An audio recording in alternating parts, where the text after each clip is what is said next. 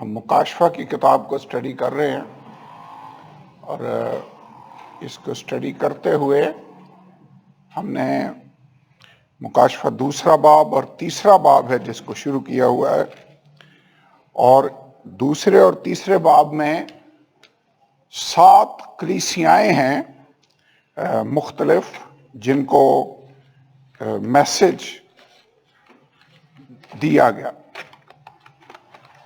ان 7 کلیسیاؤں کے نام ہم نے دیکھے، اور اس کے بعد 2 کلیسیائیں تھیں، افسس کی کلیسیا اور سمرنا کی کلیسیا، جن کو ہم نے ڈیٹیل کے ساتھ اسٹڈی کیا۔ یاد ہے؟ یاد آ گیا؟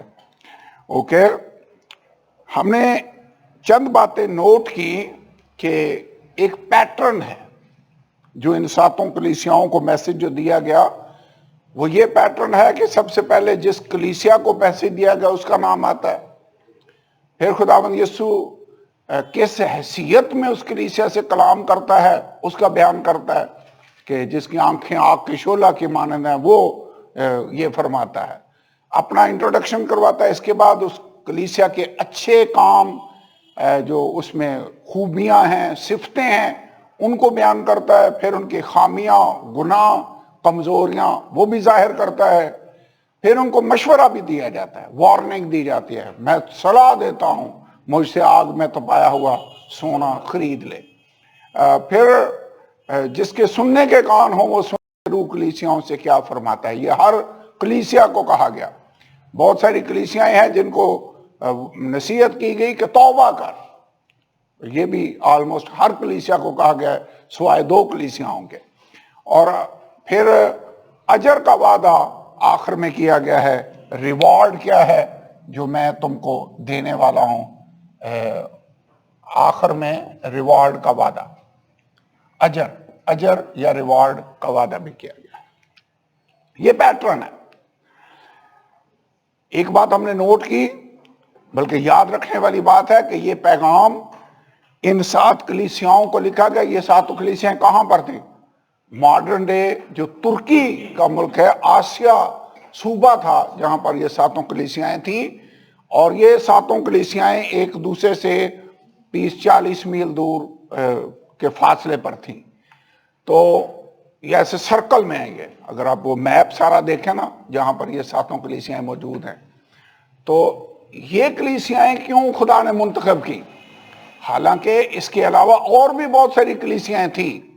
مثال کے طور پر کلسے شہر میں کلیسیا تھی، تسالونیکے شہر کے اندر کلیسیا تھی، اور اس ایریا میں بھی اور کلیسیاں تھیں، لیکن خدا نے ان میں سے 7 کلیسیاوں کو منتخب کیا، کیونکہ 7 کاملیت کا عدد ہے، اور یہ میسج صرف ان 7 انڈیویجول کلیسیاؤں کے لیے نہیں ہے، میرے خیال میں یہ ہر کلیسیا کے لیے جو دنیا کے کسی بھی شہر کے اندر موجود ہے، یہ خدا کا میسج اس کے لیے بھی اپلائی ہوتا ہے۔ ہم یہ کہہ کر نہیں اپنے آپ کو تسلی دے سکتے کہ یہ تو میسج صرف ان کے لیے تھا۔ نو، یہ میسج آج ہمارے لیے بھی ہے۔ ہم ان کی حالت سے، جو مسیح خداوند نے ان کو مشورہ دیا، جو ان کے ساتھ کلام کیا گیا، اس سے ہم بھی لیسن حاصل کر سکتے ہیں۔ اور یہی وجہ ہے کہ ہم باری باری ان 7 کو اسٹڈی کر رہے ہیں۔ ایک اور آئیڈیا بھی میں نے آپ کو بتایا تھا کہ نہ صرف یہ 7 انڈیویجول شہروں میں کلیسیاں تھیں، بلکہ بہت سے علماء نے بڑی تحقیق اور ریسرچ کی، اور یہ نتیجہ نکالا کہ یہ 7 مختلف پیریڈز بھی ہیں، 7 مختلف ادوار کی کلیسیاں بھی ہیں، اور ہر دور کی کلیسیا میں جو خصوصیات تھیں وہ یہاں پر لکھی ہوئی ہیں۔ وہ اس پہلے دور کی کلیسیا، پھر اس کے بعد اگلے دور کی کلیسیا، اور آخر میں لودیکیا کی کلیسیا، فیلادلفیا کی کلیسیا، جس کو ہم بعد میں اسٹڈی کریں گے۔ یہ آج کے زمانے کی کلیسیا ہے۔ اس کی خوبیاں، اس کے ٹریٹس وہی ہیں جو آج کل کلیسیا کے اندر ہم کو نظر آ رہے ہیں۔ اوکے، سب سے پہلے تھا اعمال دوسرا باب اور اس کی پہلی 7 آیتیں۔ یہاں پر افسس شہر کی کلیسیا کو خدا نے کلام کیا، اور اس نے کہا، میں تیرے کام، تیری مشقت اور تیرا صبر تو جانتا ہوں۔ میرے خیال میں یہ بڑی خاص بات ہے، میں جانتا ہوں۔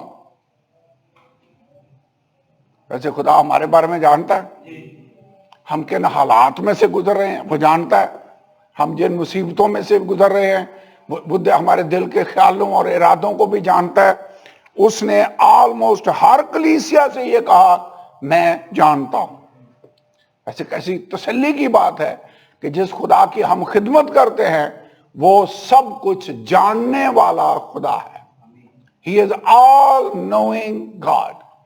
اگر آپ غور کریں تو سمرنا کی کلیسیا کو بھی اس نے 9ویں آیت میں یہ کہا میں تیری مصیبت اور غریبی کو جانتا ہوں۔ 13 آیت میں اس نے پرگمن کی کلیسیا کو یہ کہا میں یہ تو جانتا ہوں کہ تو شیطان کی تختگاہ میں سکونت کرتا ہے۔ 19ویں آیت میں تھیواتیرا کی کلیسیا سے کہا میں تیرے کاموں اور محبت، ایمان، خدمت اور صبر کو جانتا ہوں۔ میرے خیال میں اتنا کافی ہے۔ خدا نے آلموسٹ ہر کلیسیا کو یہ پیغام دیا کہ میں جانتا ہوں، میں تیری کمیوں کمزوریوں کو بھی جانتا ہوں اور میں تیری اچھے جو پوائنٹس ہیں ان کو بھی جانتا ہوں۔ بائبل میں لکھا ہے اسے یاد ہے کہ ہم خاک ہیں۔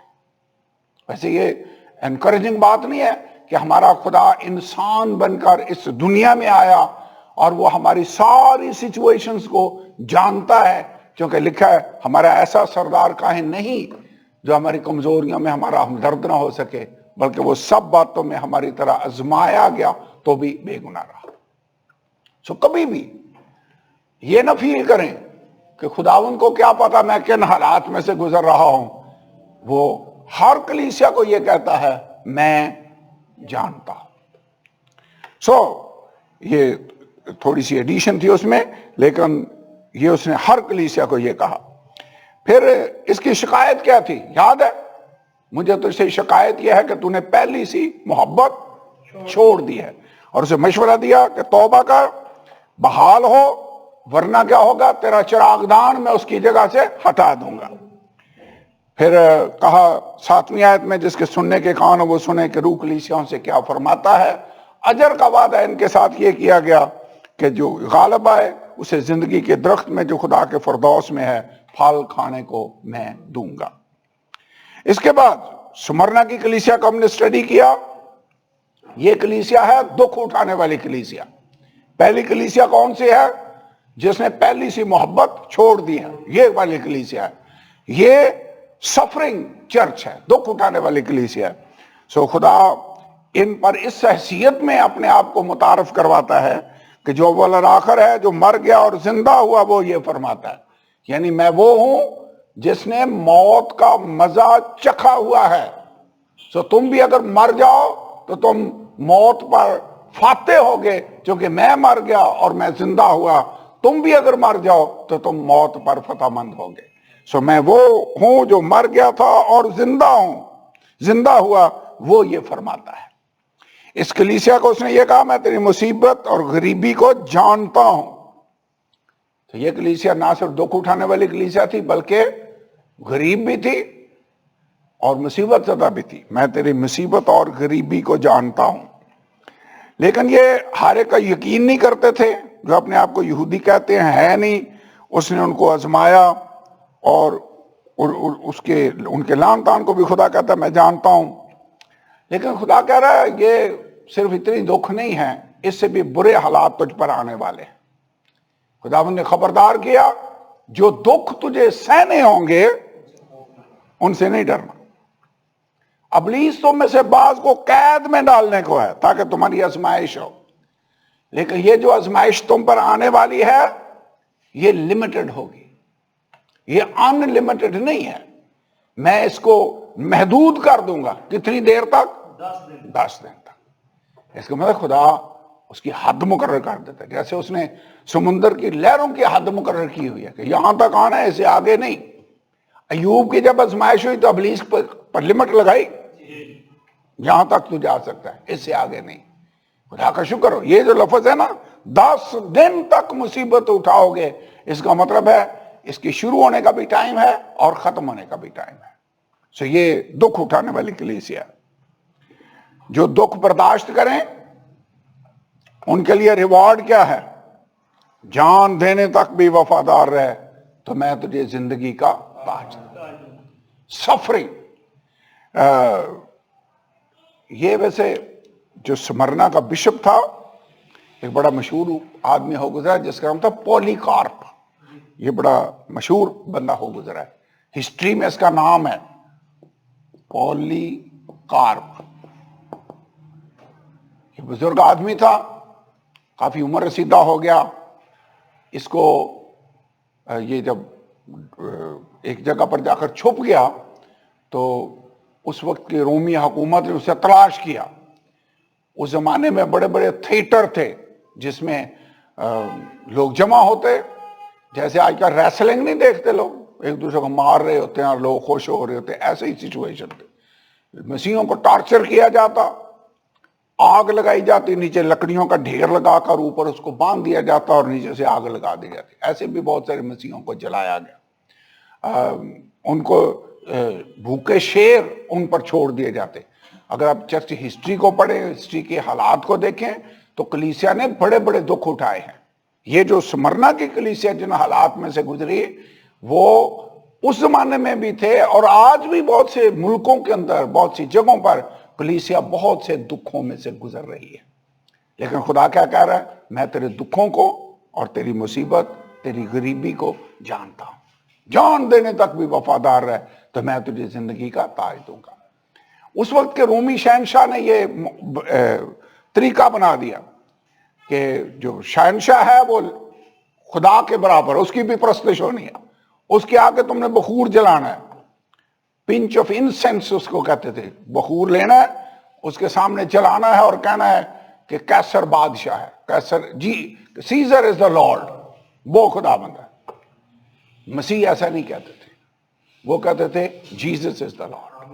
اور جب وہ یہ نہ تو وہ اس کے لیے بخور جلانے کو تیار ہوتے اور نہ یہ کہتے کہ سیزر از دا لارڈ، تو پھر ان کو تنگ کیا جاتا، ان کو مارا جاتا. انہوں نے یہ جیسے کئی قانون کا غلط استعمال ہوتا ہے، یہاں پر بھی ہوتا ہے. انہوں نے کہا کہ اس کا مطلب ہے یہ اگر بادشاہ کے ساتھ وفاداری کا حلف نہیں لے رہے، اس کو لارڈ ہی نہیں مان رہے، تو یہ غدار ہیں. وہ اس کو غداری کے ذمرے میں سمجھ لیتے کہ مسیح خدا کیسر کو خدا نہیں مان رہے، یہ دہری ہیں، یہ تو کیسر کو خدا مان ہی نہیں رہے، تو ان کو مارنا اچھا کام ہے، اس کو مارنا چاہیے. سو پولیکارپ کے ساتھ بھی یہی ہو رہا تھا. انہوں نے اس کو گرفتار کیا، بہت بڑا گروپ تھا جو جمع ہے، اور بھی بہت سارے مسیحوں کو مارا گیا. پولیکارپ کو بھی موقع اس نے دیا کہ تو اگر یسوع کا انکار کرے، کیسر کا کہے کہ سیزر از دا لارڈ، تو تیری جان بخشی ہو سکتی ہے. اس نے کہا نہ، یہ نہیں ہو سکتا. میں اس یسوع پر کیسے لعن طعن کر سکتا ہوں جس نے 85 سال، پتہ نہیں 86 ایئرز، اس نے کہا 86 ایئر جس نے میرے ساتھ وفاداری کی ہے، اب میں کیسے اس سے بے وفائی کر سکتا ہوں. انہوں نے کہا اچھا. تو لوگ چلانے لگے کہ یہ غدار ہے، یہ ایتھیسٹ ہے، اس کو مارو. پھر انہوں نے وہ لکڑیاں لے کر اوپر اس کو باندھا اور نیچے سے آگ لگا دی، اور آگ نے اس پر کوئی اثر ہی نہیں کیا. ہسٹری بتاتی ہے. پھر انہوں نے ایک بھالا لیا، اس کو مارا، اس کا خون نکل رہا تھا، اور پولیکارپ مر گیا. اور پولیکارپ بڑا فیمس ہے اس بات کے لیے کہ اس نے کہا 86 برس جس کی میں نے خدمت کی ہے، اس نے آج تک میرے ساتھ بے وفائی نہیں کی، میں کیسے اس ہستی کا انکار کر سکتا ہوں. تو وہ اس سمرنا کی کلیسیا کا پاسٹر تھا، بشپ تھا. تو یہ پولیکارپ کا چھوٹا سا واقعہ ہے. ایسے حالات میں سے یہ کلیسیا گزر رہی تھی، اور یسوع کہہ رہا تھا جان دینے تک بھی وفادار رہ تو میں تجھے زندگی کا تاج. دراصل ہمیں یاد رکھنا ہوگا کہ زندگی صرف یہی نہیں ہے جو ہم جسم میں گزار رہے ہیں. اصل زندگی وہ ہے جو مرنے کے بعد ہم نے دوسری زندگی میں جانا ہے، وہ اصل زندگی ہے. امیر آدمی اور لازر کے واقعے کو یاد رکھیں. امیر آدمی نے یہاں پر اچھی زندگی گزار لی، لیکن وہاں پر عذاب کی جگہ پہ پہنچ گیا. لازر یہاں پر دکھوں میں بھی رہا، بیماریوں میں، لیکن وہاں پر آرام کے ساتھ ابراہیم کے گود میں بیٹھا ہوا تھا. تو کہنا میں یہ چاہتا ہوں اصل زندگی وہ ہے. اگر یہاں پر رہتے ہوئے ہمیں دکھوں مصیبتوں یہاں تک کہ موت کا بھی سامنا کرنا پڑے تو میرے خیال میں ہمیں اس کے لیے تیار ہونا ہوگا. خدا کہہ رہا ہے میں تیرے دکھ اور تیری مصیبت کو جانتا ہوں. یاد رکھنا ہوگا. ہو سکتا ہے ہم پر بھی وہ ٹائم آ جائے جہاں پر ہمیں کہا جائے کہ یسوع کا انکار کرو تو تم بچ سکتے ہو. ہمارا کیا ری ایکشن ہوگا؟ کیا ہمارا ری ایکشن پولیکارپ کی طرح کا ہوگا کہ ہمیں مار ڈالو نو پرابلم لیکن ہم یسوع کا انکار نہیں کریں گے. لیکن اس کے لیے ہمیں یسوع کے ساتھ وفادار رہنا ہوگا. اس لیے اس نے کہا جان دینے تک بھی وفادار رہے تو میں تجھے زندگی کا تاج دوں گا. جس کے سننے کے کان ہو وہ سنیں کہ روح کلیسیاؤں سے کیا فرماتا ہے. جو غالب آئے اس کو دوسری موت سے کوئی نقصان نہ ہوگا. دوسری موت کون سی ہے؟ پہلی موت کون سی ہے؟ جب آپ موت کا مطلب سیپریشن، جدائی. جب روح بدن سے جدا ہو جائے تو یہ جسمانی موت ہے. اس کو پہلی موت کہتے ہیں. جب لوگ خدا کی حضوری سے جدا ہو کر ہمیشہ کی آگ میں پھینک دیے جائیں گے یہ دوسری موت ہے. مکاشفہ کی کتاب میں لکھا ہوا ہے. جو غالب آئے، جو موت کے خوف پر بھی غالب آ جائے، جو مصیبتوں سے نہ گھبرائے، جو غالب آئے اس کو دوسری موت سے نقصان نہیں ہوگا. یہ بڑی امپورٹنٹ بات ہے. مکاشفہ کی کتاب میں میرے خیال میں اس دن میں نے یہ آیت پڑھی تھی، اگر نہیں پڑھی تو اس کو پھر پڑھ لیتے ہیں.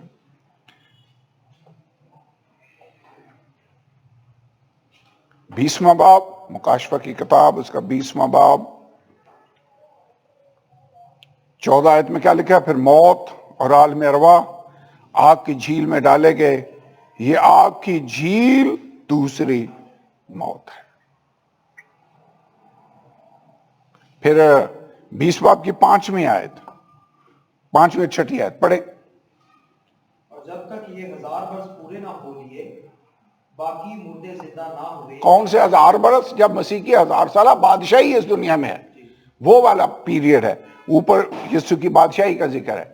تو جب تک 1000 برس پورے نہ ہو لیے باقی مردے زندہ نہ ہوئے. آگے پہلی قیامت یہی ہے. مبارک اور مقدس وہ ہے جو پہلی قیامت میں شریک ہو. ایسوں پر دوسری موت کا کچھ اختیار نہیں. تو جو پہلی قیامت میں شریک ہو گئے یعنی یسوع کے آنے پر زندہ ہو گئے ان پر دوسری موت کا پھر اختیار نہیں ہوگا. آپ دوسری موت سے بچنا چاہتے ہیں تو ہمیں پہلی قیامت میں شریک ہونا ہوگا. یسوع کے آنے پر مردوں میں سے زندہ ہونا ہوگا پھر بات بننی ہے. اوکے، اب ہم اگلے لیٹر کو، اگلی کلیسیا کو ہم پڑھنا شروع کرنا چاہتے ہیں 12ویں آیت سے.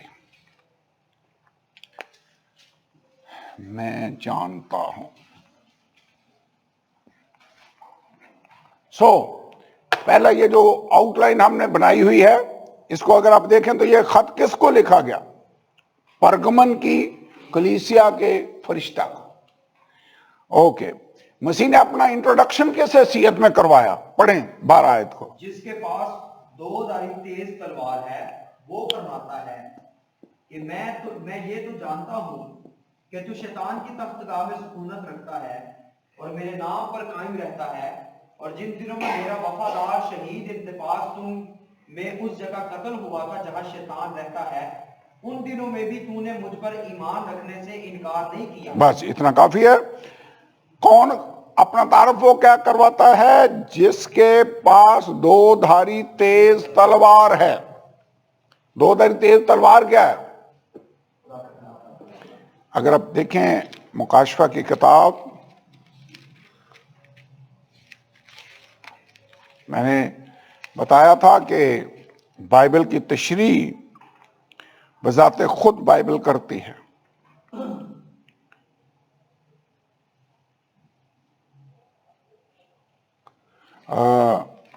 یہاں پر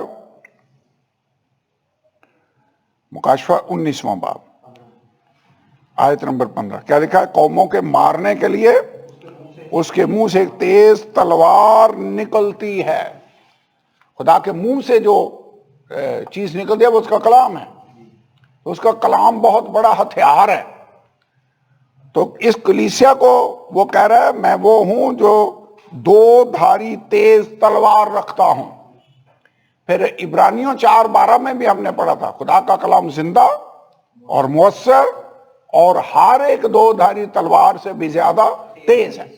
تو دو دھاری تلوار کس کو کہا گیا ہے؟ خدا کے کلام کو. روح کی تلوار جو خدا کا کلام ہے لے لو. یاد ہے افسیوں 6 باب؟ روح کی تلوار کس کو کہا گیا ہے؟ خدا کے کلام کو. تو یہاں پر اپنا انٹروڈکشن اس نے اس حیثیت میں کرایا ہے. اب ان کی خوبیاں، جانتا کیا ہے خدا ان کے بارے میں؟ کہتا ہے میں یہ تو جانتا ہوں کہ تو شیطان کی تختگاہ میں سکونت رکھتا ہے. ویسے غور کریں، خدا نے اس کلیسیا کو کہاں رکھا ہوا ہے؟ جہاں شیطان کی سیٹ ہے، تخت ہے، این اس جگہ پر کلیسیا اس نے اسٹیبلش کی ہوئی. ایسے کیسا خدا کی حکمت دیکھیں. میں تو اس بات پر غور کر رہا تھا کہ یہ جو ساری دنیا ہے اس پر بھی ابلیس کی بادشاہی ہے. یاد ہے جب 40 دن تک یسوع کو آزمایا گیا تو ساری شان و شوکت اور سلطنتیں اس کو دکھائیں ابلیس نے اونچے پر لے جا کر، اور کہا یہ سب میرے اختیار میں ہے. ابلیس کو اس جہان کا خدا، پرنس آف دس ورلڈ کہا گیا ہے. وہ اس جہان کا سردار ہے، دنیا کا سردار. یہ لفظ ابلیس کے لیے استعمال ہوا ہے. تو خدا نے کلیسیا کہاں پر رکھی ہوئی ہے؟ ایم اس زمین پر جہاں پر ابلیس کی بادشاہی ہے. خدا ثابت کرنا چاہتا ہے کہ میرے لوگ این تیری بادشاہی کے اندر رہ کر تجھ پر فتح پا سکتے ہیں، کامیاب رہیں گے. تو پھر بھی ان کا کچھ نہیں بگاڑ سکتا. کیسا ہے ویسے؟ دشمن کے این گھر کے اندر رکھے اور دشمن پھر بھی نہ کچھ کر سکے. یہ تو اس کے منہ پر ایسے کا تمانچہ ہوتا ہے کہ تو اپنے آپ کو پتہ نہیں سمجھتا کیا ہے. یہ میرے کمزور سے لوگ ہیں، یہ عین تیری بادشاہی کے اندر رہ رہے ہیں اور پھر بھی تجھ پر یہ غالب آئیں گے. اللہ کا شکر ہو. دیکھیں فرعون اسرائیلیوں کا دشمن بن گیا. خدا نے عجیب کام کیا کہ موسیٰ کو کہاں رکھ کر اس نے پرورش کروائی؟ عین اس کے گھر کے اندر، شیطان کی تختگاہ. کلیسیا کہاں رہ رہی ہے؟ جہاں شیطان رہتا ہے، جہاں پر وہ تخت نشین ہے. تخت کا مطلب ہے اتھارٹی، اختیار. تو یہاں اس کا پورا اتھارٹی ہے، اختیار ہے. 12 آیت میں لکھا اس جگہ میرا وفادار شہید انتپاس قتل ہوا جہاں شیطان رہتا ہے. سٹیفنس کے سنسار ہونے کا واقعہ بائبل کے اندر لکھا ہوا ہے. انتپاس کا ذکر خود خداوند یسوع کر رہا ہے. ویسے جس کا ذکر خود خداوند یسوع کر رہا ہو تو اس کا مطلب ہے اس کا مرنا خدا کے نزدیک کتنا قیمتی ہوگا. بائبل میں لکھا ہوا ہے زبور کی کتاب میں، خدا کی نگاہ میں مقدسوں کی موت گراں قدر ہے. اس کی نگاہ میں کس کی موت گراں قدر ہے؟ مقدسوں کا مرنا. اب یہی ریزن ہے کہ جب سٹیفنس کو سنسار کیا جا رہا تھا تو اس نے آسمان کو کھلا ہوا اور خداوند یسوع کو تخت پر بیٹھے ہوئے دیکھا اور کھڑے ہوئے اس نے کہا میں آسمان کو کھلا اور یسوع کو خدا دہنے طرف کھڑا ہوا دیکھتا ہوں، کھڑا ہوا. عموماً ویسے وہ بیٹھا ہوا تخت پر نظر آتا. کئی لوگ یہ سوچتے ہیں کہ شاید وہ اپنے بندے کو ریسیو کرنے کے لیے کھڑا ہو گیا. مجھے نہیں پتا، لیکن ایک بات اتنی ضرور ہے کہ مقدسوں کی موت خدا کی نظر میں گراں قدر ہے. تو اگر ہمیں کہیں خدا کے لیے مرنے کا مرنا پڑ جائے تو ڈرنا نہیں ہم نے. میرے خیال میں موت کے ڈر سے ہمیں نکلنا ہوگا، اس سے بالا تر ہو کر زندگی گزارنی ہوگی، کیونکہ خدا نے مصلوب ہو کر اور مردوں میں سے زندہ ہو کر ہمیں موت کے ڈر سے رہا کر دیا. عبرانیوں کے خط میں یہ لکھا ہوا ہے. یسوع آیا ہی اس لیے تاکہ جو عمر بھر موت کے ڈر سے غلامی میں گرفتار رہے ان کو چھڑا لے. پڑھا عبرانیوں کے خط میں لکھا ہوا ہے یہ. تو یہ بڑی انٹرسٹنگ بات ہے کہ وہ کہتا تو رہتا کہاں پر ہے؟ جہاں شیطان کی तख्तगाह है और फिर भी तू मेरे नाम पर कायम रहता है। वैसे अच्छे हालात हों तो फिर तो सारे कायम रह लेंगे, लेकिन आजमाइशों में ही तो सही पता चलता है। सोने का या किसी भी चीज का टेस्ट आग में से गुजार कर किया जाता है।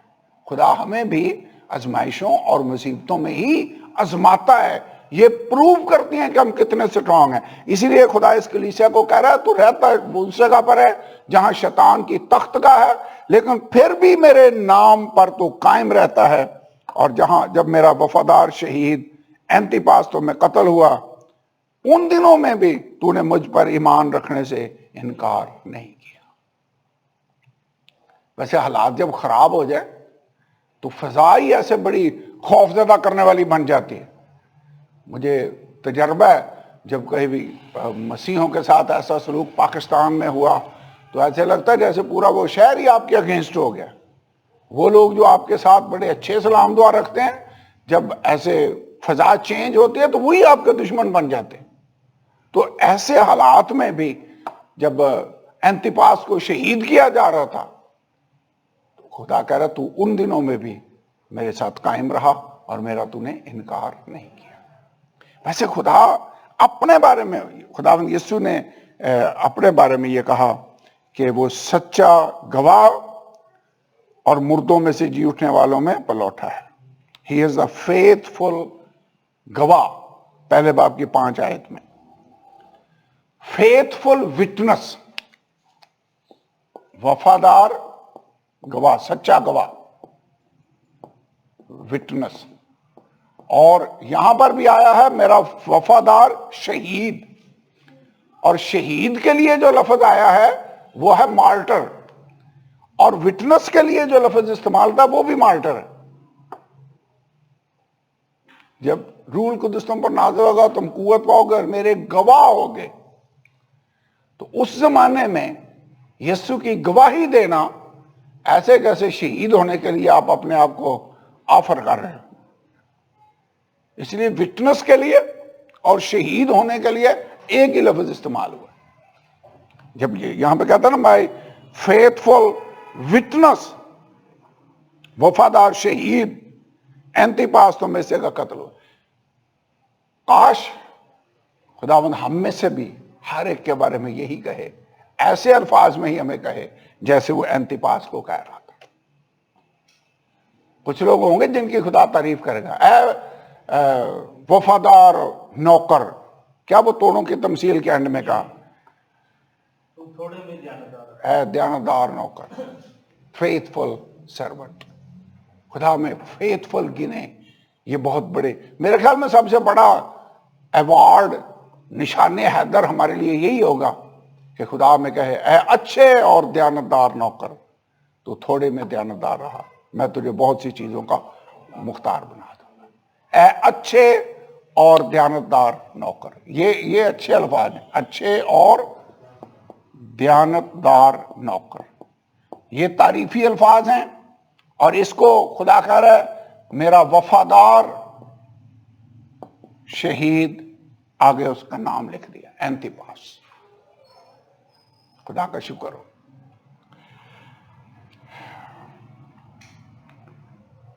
अच्छी कलीसिया है, दुखों में भी कायम रहने वाली कलीसिया है, लेकिन इसका यह मतलब नहीं है कि खुदा उसके गुनाहों को नजरअंदाज कर देगा।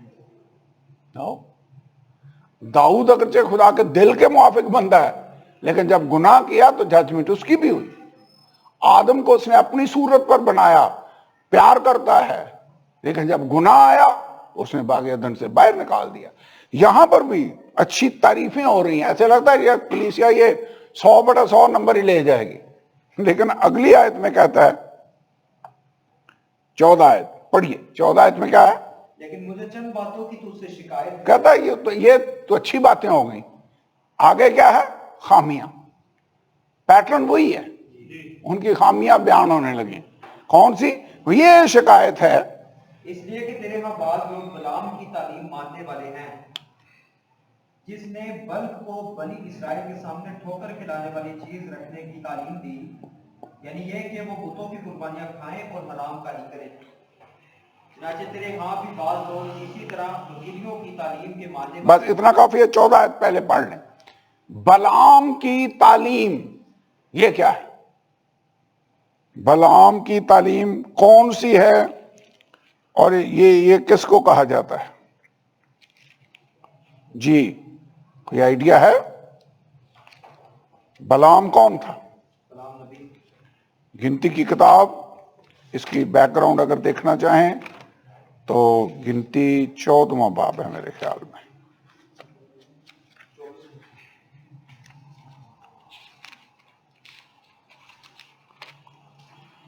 ہاں گنتی 22واں باب، 24واں باب نہیں، 22واں باب.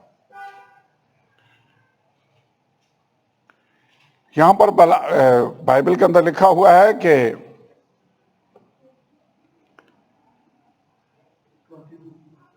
22 بنی اسرائیل نے کوچ کیا، مواب کے میدان میں یرو کے مقابل خیمے کھڑے کر لیے.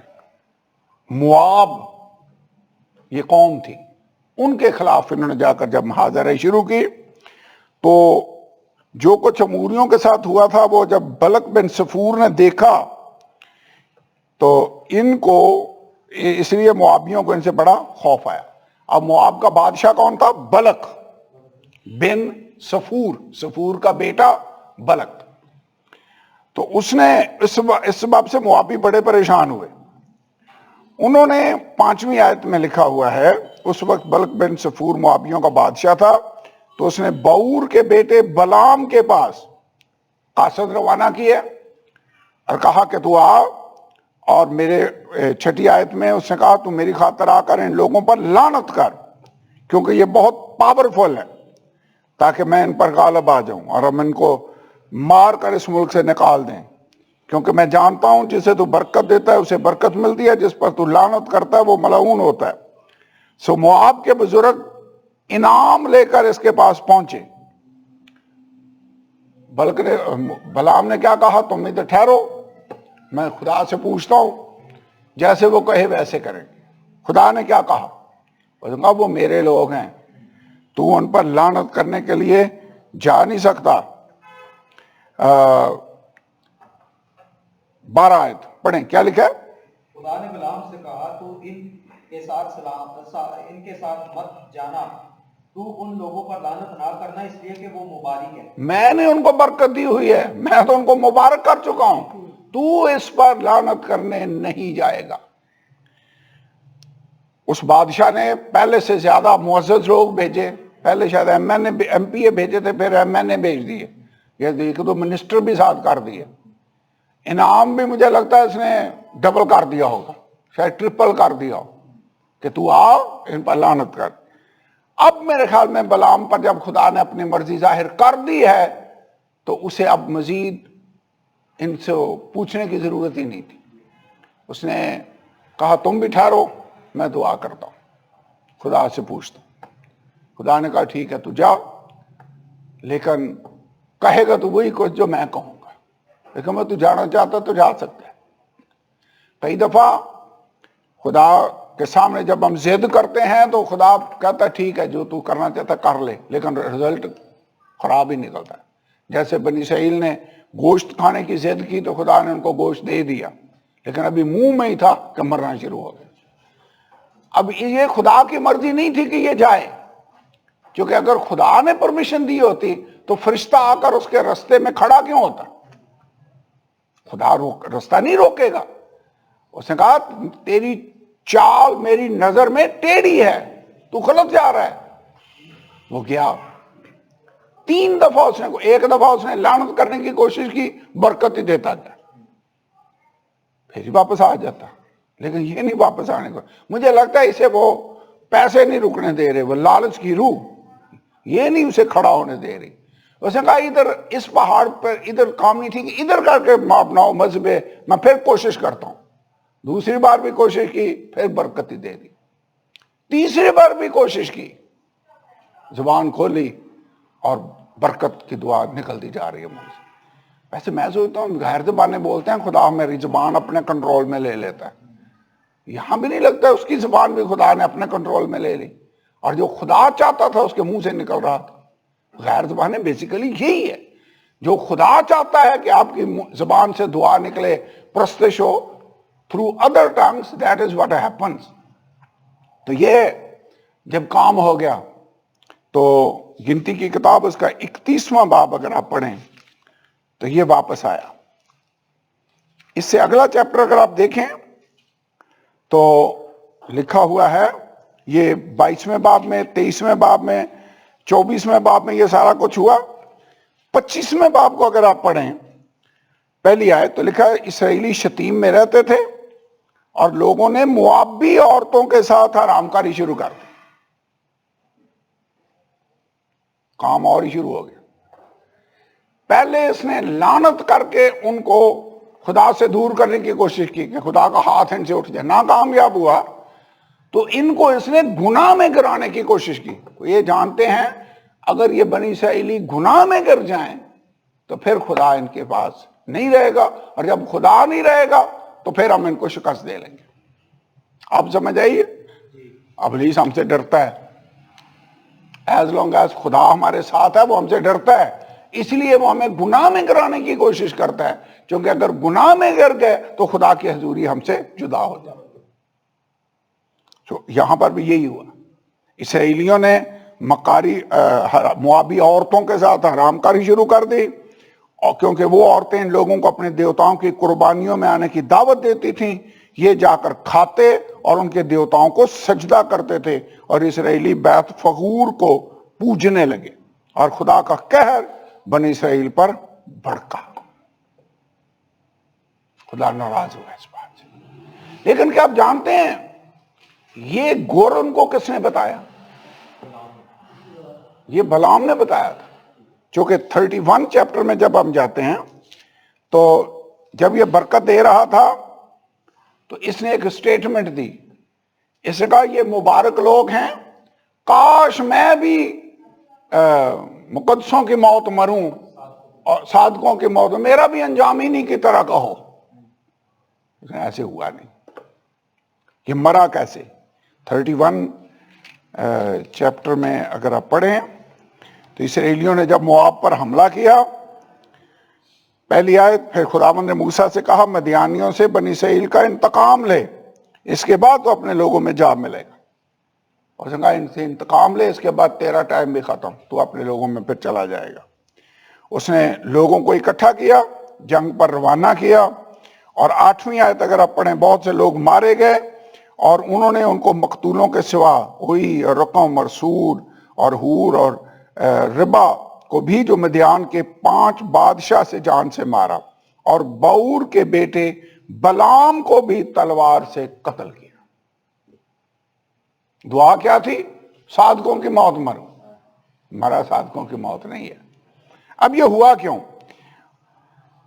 اس کے بعد 13 آیت پڑھیں، تھوڑا سا نیچے آ جائیں تو لکھا تھا موسیٰ اور الیعزر کاہن اور جماعت کے سب سردار ان کے استقبال کے لیے لشکرگاہ کے باہر گئے.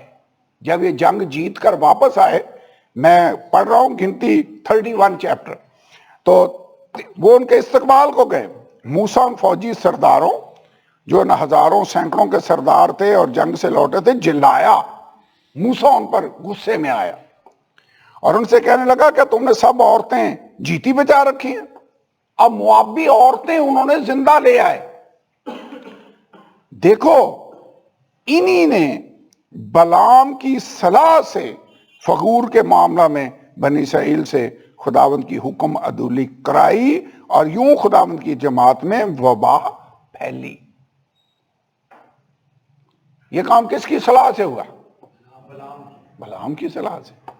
موسیٰ کہتا تم نے یہ عورتیں رکھ لی ہیں، غلط کیا. یہی تو صلاح دی تھی بلعام نے کہ ایسے میں اگر ان پر لعنت نہیں کر سکا تو ان کے درمیان عورتیں بھیجو، یہ گناہ میں گر جائیں گے تو پھر یہ شکست ان کو تم دے سکو. اور خدا کی طرف سے وبا ان لوگوں میں پھیلنا شروع ہو گیا. تو یہ ہے بلعام کی تعلیم. اس کلیسیا کو خدا کیا کہہ رہا ہے؟ اب واپس چلتے ہیں. یہ تھی اس کی بیک گراؤنڈ کہ بلعام کی تعلیم ہے کیا.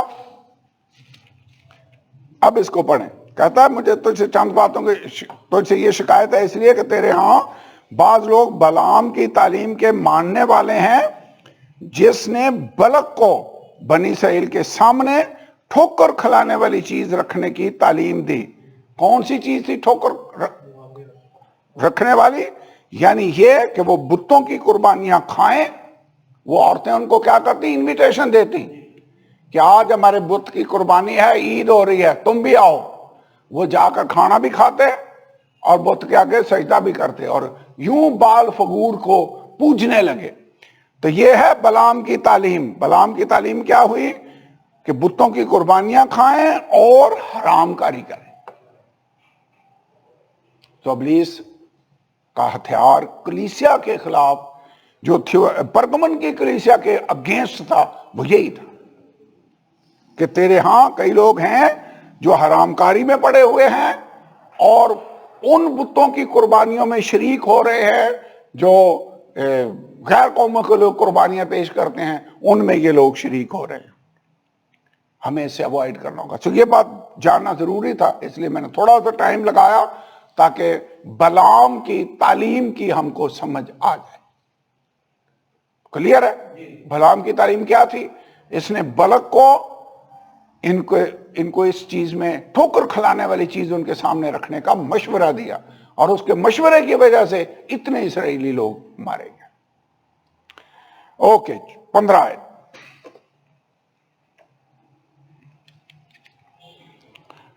چنانچہ تیرے ہاں بھی بعض لوگ اسی طرح نبیوں کی تعلیم کو ماننے والے ہیں.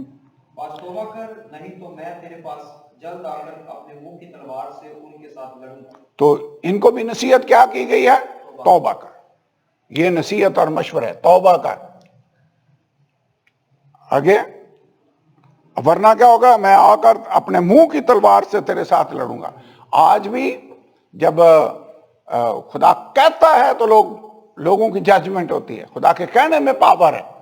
کلیسیا کو بھی خدا کلام کے ذریعے سے ان کی کریکشن کرتا ہے، کہتا ہے توبہ کر ورنہ میں اپنے منہ کی تلوار سے ان کے ساتھ لڑوں گا. 17 آیت. جس کے کان ہوں وہ سنیں کہ روح کلیسیاؤں سے کیا فرماتا ہے.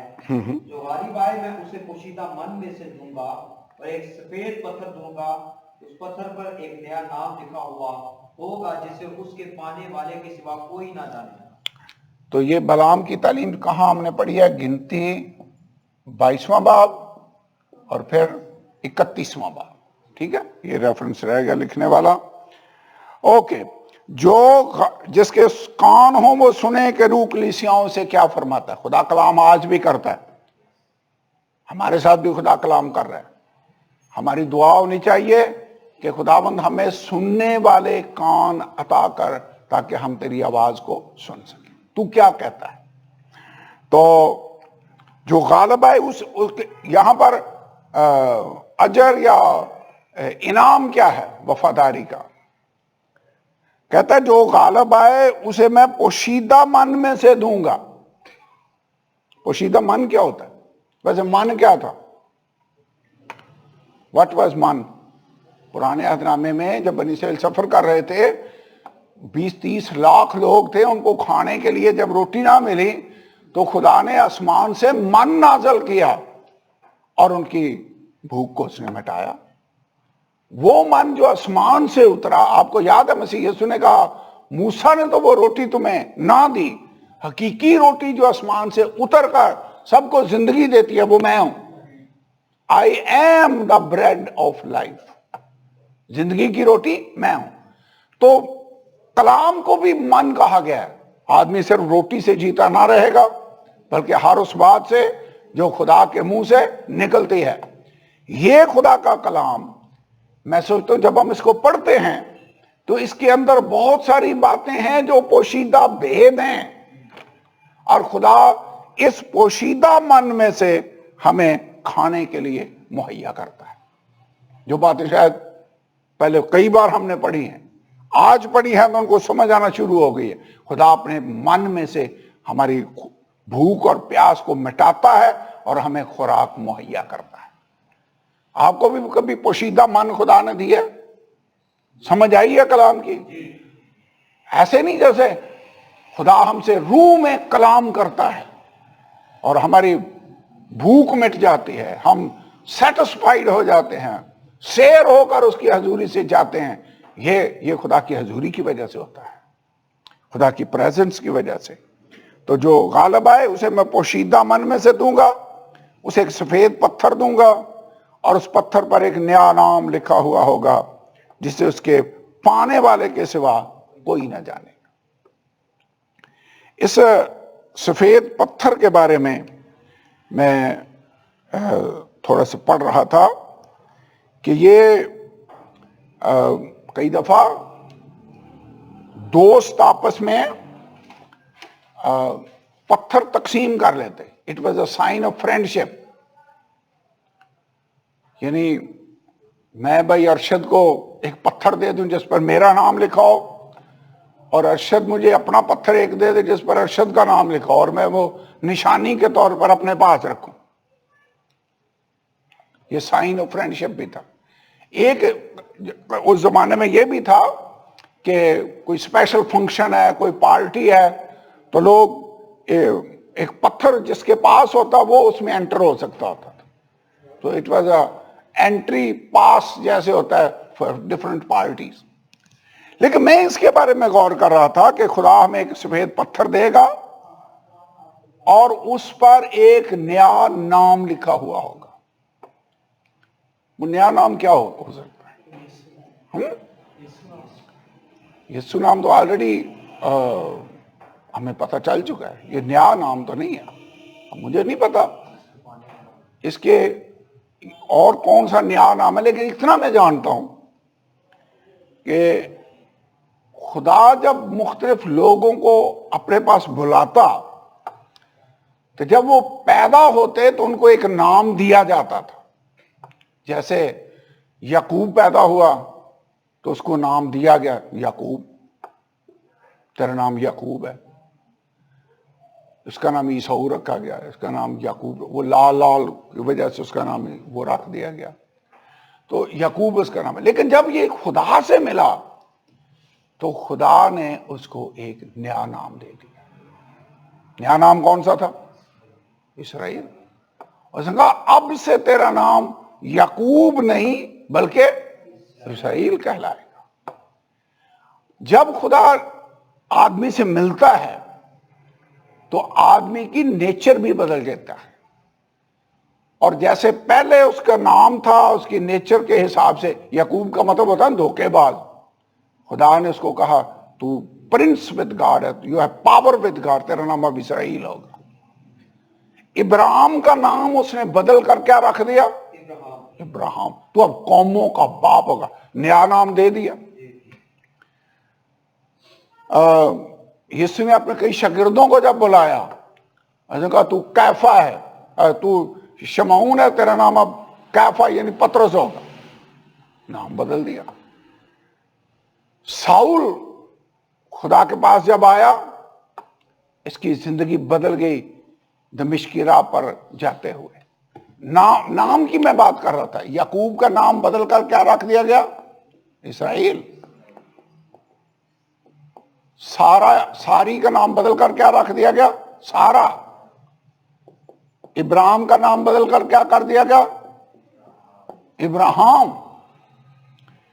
نبوکد نظر بادشاہ نے جب ان تینوں نوجوانوں کو لیا تو ان کے نام بدلے، ان کے نام اس نے اپنے دیوتاؤں کے نام پر رکھ دیے، اب سے آج سے تمہارا یہ نام ہوگا۔ یوسف کا نام بھی فرعون نے تبدیل کیا۔ میں سوچتا ہوں اگر دنیا کے بادشاہ یہ کرتے تھے، دنیا کے لوگ یہ کرتے تھے کہ جب ہم خدا کے پاس آتے ہیں تو خدا بھی ہمیں ایک نیا نام دے دیتا ہے کہ اب سے تیرا نام یہ ہوگا۔ ساؤل کا نام اب کیا ہوگا؟ پولوس تیرا اب نام ہوگا۔ وہ یعقوب اور یوحنا دو بھائی تھے، یسوع نے ان کے نام گرج کے بیٹے رکھا، سنز آف تھنڈر، یہ تمہارا نام ہے۔ یعنی جیسی ان کی نیچر ہوتی، خدا جو ان کو مستقبل میں بنانا چاہتا ہوتا ویسا ہی ان کا نام رکھتا۔ ویسے اب یہ کلیسیا کے لوگ ہیں، ان کو خدا کہہ رہا ہے جب جو غالب آؤ گے تو میں تمہیں ایک نیا نام دوں گا، ایک پتھر دوں گا جس پر نام لکھا ہوا ہوگا، اور وہ تمہیں ہی پتا کہ تم پہلے کیا تھے اور اب کیا ہو۔ کئی دفعہ لوگوں کو تو نہیں نہ پتا ہوتا ہمارے اندر کیا کیا کمیاں تھیں، کیا کیا کمزوریاں تھیں، خدا نے کیا کیا ہمیں صاف کر کے کیا سے اب کیا بنا دیا ہے۔ لوگوں کو تو کئی دفعہ ظاہری طور پر نظر آ رہا ہوتا ہے، ہم اندر کی پوشیدہ باتیں بھی جانتے ہوتے ہیں۔ اب نئے نام کے بارے میں ویسے ہی سوچ رہا تھا کہ ویسے خدا کے حضور میں جو بھی آتا ہے خدا کے پاس، خدا اس کو پہلے جیسا نہیں رہنے دیتا بلکہ اس کو ٹوٹلی نیا بنا دیتا ہے۔ اگر کوئی مسیح میں ہے تو وہ نیا مخلوق ہے، پرانی چیزیں جاتی رہی، دیکھو وہ سب نئی ہو گئی۔ یعقوب کو ایک جگہ خدا کے ساتھ تجربہ ہوا، پہلے اس بستی کا نام لوز تھا، اس نے اس جگہ کا نام بیت ایل رکھ دیا، کہنے لگا دس از دا ہاؤس آف گاڈ، یہ خدا کا گھر ہے۔ تو انسان بھی جب ایکسپیرینس پاتا ہے، تجربہ جو جب اسے ہوتا ہے تو وہ اس کا نیا نام رکھتا ہے، اس کو نئے نام سے پکارتا ہے۔ لیکن جب خدا میں آپ آتے ہیں تو وہ سب چیزیں بدل کر نئی بنا دیتا ہے۔ مکاشفہ کی کتاب میں کیا لکھا ہے؟ دیکھ میں سب چیزوں کو نیا بنا دیتا ہوں۔ He makes everything new۔ اور جب وہ سب کچھ نیا بنا دیتا ہے، ہمارا نیا دل دے دیتا ہے، نئی روح دے دیتا ہے، تو نیا نام بھی دیتا ہے۔ اور ایک نام جو اس نے ہمیں آلریڈی دیا ہوا ہے وہ تو یسوع نام ہے جو فیملی نیم ہے، لیکن اس کے علاوہ ہمیں ہماری نیچر جب بدلتا ہے تو وہ اکثر نیا نام دیتا ہے۔ تو اس کے جو غالب آئیں گے ان کو میں ایک نیا نام دوں گا، اور جسے پانے والے کے سوا کسی کو نہیں پتا ہوگا کہ اس کا نام کیا ہے۔ خدا، یہ ہمارا اور خدا کا معاملہ تھا کہ میں نے تجھے اس سے یہ بنا دیا ہے، ناؤ یو آر دس، اب تیرا یہ نام ہے، آج کے بعد تیرا نام یہ نہیں ہوگا بلکہ یہ والا نام ہوگا۔ ہمیں خدا کا شکر ادا کرنا چاہیے۔ چند باتیں ہیں میرے خیال میں اس کلیسیا کے حالات پڑھنے کے بعد، حالات کیسے بھی آ جائیں، اگرچہ خدا نے ہمیں شیطان کی تختگاہ میں رکھا ہوا ہو، ہم نے پھر بھی اپنے خدا کے وفادار رہنا ہے، اور اس کے لیے جان دینے سے بھی نہیں گھبرانا، چونکہ خدا اپنے وفادار بندوں کی قدر کرتا ہے۔ انتیپاس کا نام اس نے کیسے لیا؟ میرا وفادار شہید انتیپاس۔ کاش خدا ہم میں سے ہر ایک کو ایسے ہی الفاظ سے یاد کرے، اے اچھے اور دیانتدار نوکر شاباش۔ خدا ہماری صرف کمزوریوں کو ہی نہیں جانتا، ہمارے اچھے کاموں کو بھی جانتا ہے، اور وہ ہمیں نیا نام دینا چاہتا ہے، وہ ہمیں غالب آنے والے بنانا چاہتا ہے، اور سب سے بڑھ کر اس دور میں ہمارے اندر سے موت کا ڈر اور خوف وہ دور کرنا چاہتا ہے۔ خدا کا شکر ہو۔ آئیے کھڑے ہوں، دعا کریں، اور اس کو ہیلیلویا ہیلیلویا ہیلیلویا۔